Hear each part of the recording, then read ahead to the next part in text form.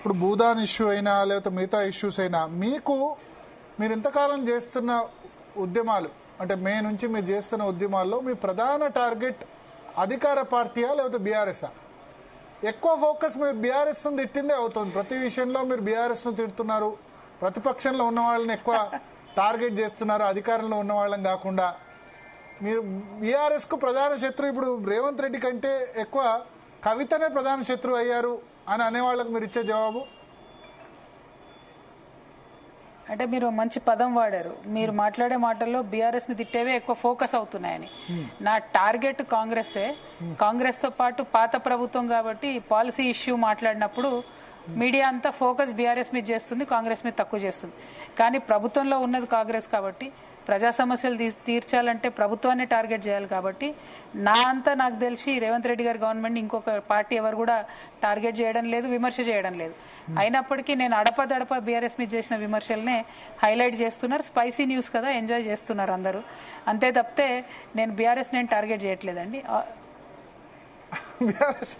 BRS ఇప్పుడు ఎవరైనా అధికారులు ఉన్న వాళ్ళనే క్వశ్చన్ చేస్తారు కదా, ప్రతిపక్షంలో ఉన్న వాళ్ళు అందుకే ఓడించారు కదా. ఇప్పుడు వాళ్ళని ఓడించారు, ఓకే. బీఆర్ఎస్ను అప్పుడు మీరు కూడా పార్ట్గా ఉన్నారు 10 సంవత్సరాలు, ఓడించింది అందుకే. బట్ అధికార పక్షం కంటే ఎక్కువ ఒక డోసు, సరే మేము కూడా ఎక్కువ మసాలా న్యూస్ కోసమే చేస్తాం, యాక్సెప్ట్ చేస్తున్నాం. మీడియా మసాలా న్యూస్కే ప్రాధాన్యత ఇస్తుంది. మీరు కేసీఆర్ను రేవంత్ రెడ్డి ఇద్దరిని తిడితే మేము ఖచ్చితంగా కేసీఆర్ని తిట్టిందే ప్రాధాన్యత, ఎందుకంటే మీ తండ్రి కాబట్టి, లేకపోతే కేటీఆర్ తిడితే మీ బ్రదర్ కాబట్టి న్యాచురల్లీ మేము ఫోకస్ దాని మీద చేస్తాం. కానీ ఆ స్కోప్ మీరు ఎందుకు ఇస్తున్నారు? వాళ్ళ మీద తిట్టకుండా, అధికారులు ఉన్న వాళ్ళని తిట్టకుండా సమానంగా తిడితే ఎక్కువ ఫోకస్ ఇటే పెట్టాల్సి వస్తుంది కదా. మేము కూడా అంటే ఏదో కొసరుకొని తిట్టాం కదండి. ఇష్యూస్ వచ్చినప్పుడు ఇష్యూ యొక్క ఇంటెన్సిటీని బట్టి, ఇష్యూ యొక్క ప్రాధాన్యతను బట్టి, మెజారిటీ డ్యామేజ్ ఎక్కడ జరిగింది, ఏ ప్రభుత్వంలో జరిగింది అనే అసెస్మెంట్ని బట్టి విమర్శ ఉంటుంది తప్పితే ఏదో కొలుసుకొని వీళ్ళని ఇంత తిట్టాలి వాళ్ళని అంత తిట్టాలి అని తిట్టడం ఉండదు కదా. ఇష్యూ బేస్డ్గా ఉంటుంది, దాని ప్రకారమే జరుగుతుంది. బట్ ఎవరిని తిట్టాలనేటటువంటిది నా ఇంటెన్షన్ కాదండి. నేను కష్టపడ్డాను, నేను ఇబ్బంది పడ్డాను, నన్ను పార్టీలో సస్పెండ్ చేశారు. ఎందుకు సస్పెండ్ చేశారో తెలియదు, ఇప్పటివరకు కారణం తెలియదు. సో అవన్నీ అంత బాధ ఉన్నా నేను పక్కన పెట్టి, లేదు నేను ప్రజల మధ్యలోనే ఉండాలని ప్రజల దగ్గరికి నా పని నేను చేసుకుంటూ వెళ్తున్నా. వెళ్ళేటటువంటి సందర్భంలో అనేక ఇష్యూస్, ప్రజలు చెప్తున్న ఇష్యూస్లో కొన్ని బీఆర్ఎస్లో జరగని పనులు ఉన్నాయి, కొన్ని ఇప్పుడు కాంగ్రెస్లో మాత్రమే తీవ్రంగా అన్యాయం అవుతున్న సమస్యలు ఉన్నాయి. రెండింటినీ ఈక్వల్గా చేసుకుంటూ వెళ్తున్నాము. కానీ గుడ్ థింగ్ ఏంటంటే మేము ఎక్కడ పోయినా ఆబ్జెక్టివ్గా ఇష్యూగా చూడగలుగుతా ఉన్నాం కాబట్టి చాలా సమస్యలు పరిష్కారం అయ్యాయి. ఇన్ఫ్యాక్ట్ ఈ సడన్ మూమెంట్ లేకపోతే, ఈ సడన్ నిరాహార దీక్ష మూమెంట్ లేకపోతే 15-16 తారీఖు నుంచి మా జనం బాట పెట్టాలనుకున్నాం మళ్ళీ. ఎందుకంటే 19 జిల్లాలు అయిపోయాయి, ఇంకా 14 జిల్లాలు ఉన్నాయి కాబట్టి ఫినిష్ చేద్దాము, అది March 31 లోపు అనుకున్నాము. కానీ ఈ సడన్ దీక్ష వచ్చింది, మరి ఇదేమవుతో తెలీదు. సో మళ్ళీ దాన్ని బట్టి అనౌన్స్ చేయాలి.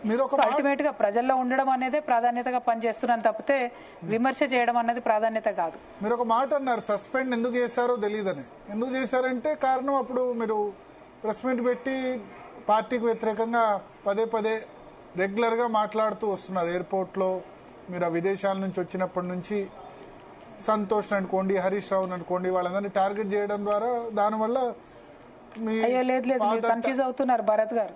ఫస్ట్ డే ఓన్లీ 2 times మాట్లాడాను నేను ఓవరాల్ గా. నేను మార్చిలో లెటర్ లీక్ ఇష్యూ వచ్చినప్పుడు దయాలు ఉన్నాయన్న మాట ఒకసారి మాట్లాడితే, మీకే బాగా గుర్తుంది డేట్. ఆ తర్వాత కాళేశ్వరం ఇష్యూలో మాట్లాడిందే నేను, మధ్యలో ఎక్కడ మాట్లాడానండి? అంటే దాని కరప్షన్ కు మీరు మిగతా అంతా మధ్యలో నేను బీఆర్ఎస్ లోనే ఉన్నాను. ఓన్లీ ఒకటే press meet, only 1 press meet. నన్ను సస్పెండ్ చేసిన తర్వాత అన్నాను, సస్పెండ్ చేసే కన్నా ముందు నేను ఒకటే ప్రెస్ మీట్, అది కూడా కేసీఆర్ గారి మీద సిబిఐ ఎంక్వైరీ చేశారు కాళేశ్వరంలో అన్నప్పుడు నేను కౌన్సిల్లో మాట్లాడడానికి వచ్చాను. ఆ రోజు విదేశాల నుంచి చాలా హడావుడుగా వచ్చేసరికి కౌన్సిల్ అయిపోయింది. బీఆర్ఎస్ పార్టీ అనుకున్న స్థాయిలో రియాక్ట్ అవ్వలేదు, వేరే ఎవరో చేసిన తప్పుకు కేసీఆర్ గారిని ఎందుకు బలి చేస్తున్నారు అన్న చందాన ఆ రోజు నేను బలంగా మాట్లాడాను. మరి అదే యాంటీ పార్టీ యాక్టివిటీ కూడా చెప్పలేదు కదా పార్టీ. కానీ గమ్మత్ ఏంటంటే 100% యాంటీ పార్టీ రవీందర్ రావు గారు నన్ను సస్పెండ్ చేశారు పార్టీలోంచి, ఆయన సంతకాలు పెట్టి. అప్పటి వరకు ఆయన డిసిప్లిన్ కమిటీ అంటే మరి అది ఎక్కడుందో కొత్తగా సోమా భరత్ గారి పేరుతోనొకటి, అట్లా రవీందర్ రావు గారి ఇన్వాల్వ్మెంట్తో లెటర్. చాలా గమ్మత్ అనిపించింది నాకు, ఎందుకంటే ఆయనే యాక్చువల్లీ నాకంటే ఎక్కువ కేసీఆర్ గారిని విమర్శించారు ఆ టైంలో. సరే పార్టీ నుండి బయటకు వచ్చినాక నేను ఒక ఆబ్జెక్టివ్ స్టాండ్ తీసుకున్నాను, అది వేరే విషయం. బట్ అంతకన్నా ముందు నేను ఓన్లీ 2 ప్రెస్ మీట్స్ అండి, మీరు మళ్ళీ చెక్ చేసుకోవచ్చు. 2 ప్రెస్ మీట్స్ చాలా ఎక్కువ డ్యామేజ్ చేసింది బీఆర్ఎస్ని. జూబ్లీహిల్స్ ఓటమిలో లేకపోతే మున్సిపల్ కార్పొరేషన్లో బెటర్ రిజల్ట్ రాకపోవడానికి మీరే కారణం అని అనుకుంటున్నారు వాళ్ళు. సొంత కుటుంబ సభ్యురాలే అట్లా మాట్లాడితే నిజమే అయి ఉండొచ్చని అనుకునే వాళ్ళు ఎక్కువ మంది ఉంటారు కదా.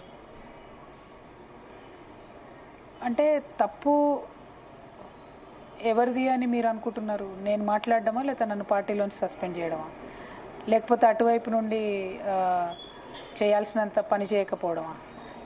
అన్నీ ఉంటాయి కదా, సిచ్యువేషనల్ ఉంటాయి కదా. ఇప్పుడు మీరు ప్రతి ఎలక్షన్కి ప్రతి డ్యామేజ్కి నేనే కారణం అంటే ఒక వ్యూ అది. ఇంకొక వ్యూ ఏంటంటే అవతల సైడ్ నుంచి కూడా చేసుకోవాలి కదా, రిపేర్ చేయాలి, డ్యామేజ్ కంట్రోల్ చేయాలి. సో వాళ్ళు కూడా చేయలేదనే కదా అర్థం. ఓకే. సో ఒకటి మేడం, మీరు ఆ రోజు నా కౌన్సిల్లో గుర్తుంది కాళేశ్వరం